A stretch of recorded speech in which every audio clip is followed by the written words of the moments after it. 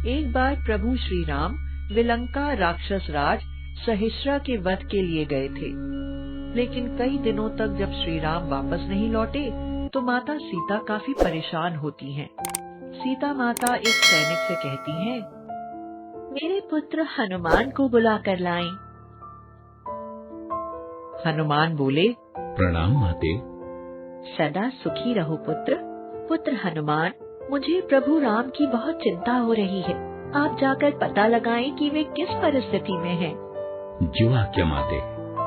हनुमान जी श्री राम की खोज में विलंका पहुँचते हैं।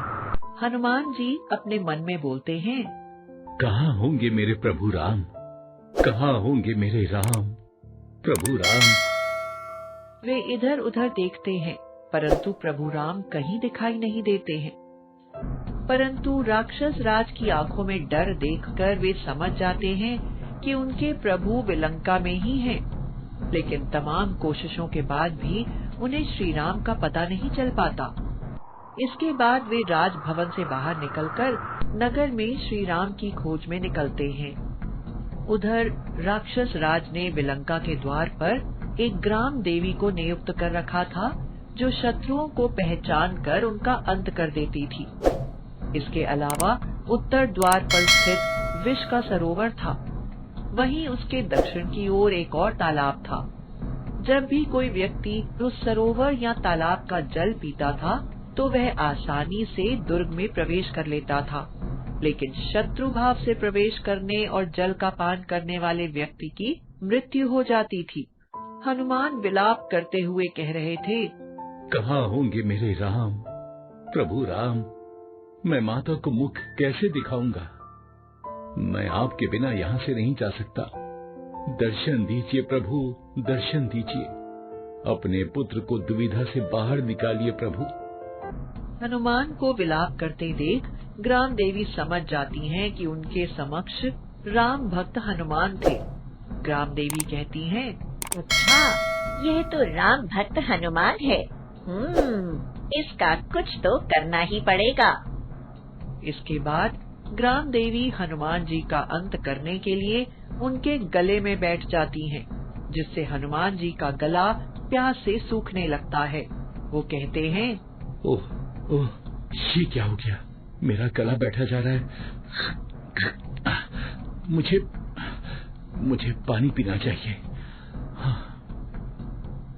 पवन पुत्र ने समीप के सरोवर से जलपान किया और जल ग्रहण करते ही उनके पूरे शरीर में विष फैल गया और उन्होंने अपने प्राण त्याग दिए। काफी दिन बीत गए। श्री राम का भी कुछ पता नहीं चल रहा था और पवन पुत्र का भी। ऐसे में सभी देवता पवन देव के समक्ष गए। देवता गण बोले, प्रणाम पवन देव। क्या आप बता सकते हैं कि आपका पुत्र प्रिय हनुमान कहाँ है? पवन देव परेशान होते हुए कहते हैं, क्या? कहाँ है मेरा पुत्र?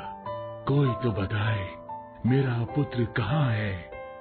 क्या आप लोगों में से किसी को भी नहीं ज्ञात कि मेरा पुत्र कहाँ है? पवन देव को परेशान देखकर सभी ने उन्हें सांत्वना दी। सभी को परेशान देख बृहस्पति देव वहाँ प्रकट होते हैं। बृहस्पति देव बोले, मुझे बड़े दुख के साथ आप सभी को यह सूचित करना पड़ रहा है कि हनुमान जी की विलंका में मृत्यु हो चुकी है। पवन देव विलाप करते हुए कहते हैं, नहीं नहीं, ऐसा नहीं हो सकता। मुझे छोड़कर तुम नहीं जा सकते मेरे पुत्र। वापस आ जाओ, वापस आ जाओ। मैं तुम्हारे बिना नहीं जी सकता। वापस आ जाओ मेरे पुत्र, वापस आ जाओ। अपने पुत्र की मृत्यु की बात सुनकर वायुदेव दुखी हो गए। वे शोक में डूब गए और सृष्टि में वायु का संचार रुक गया। वायु का संचार रुक जाने से जीवों के प्राण संकट में आ गए। देवता गण पवन देव से कहते हैं, हे प्रभु, कृपया आप क्रोधित ना हो। हम सभी आपके पुत्र को दोबारा जीवित करने की कोशिश करेंगे। इसके बाद सभी देवता विलंका गए। वहाँ उन्होंने संजीवनी मंत्र और अमृत वर्षा से हनुमान जी को जीवित करने की कोशिश की।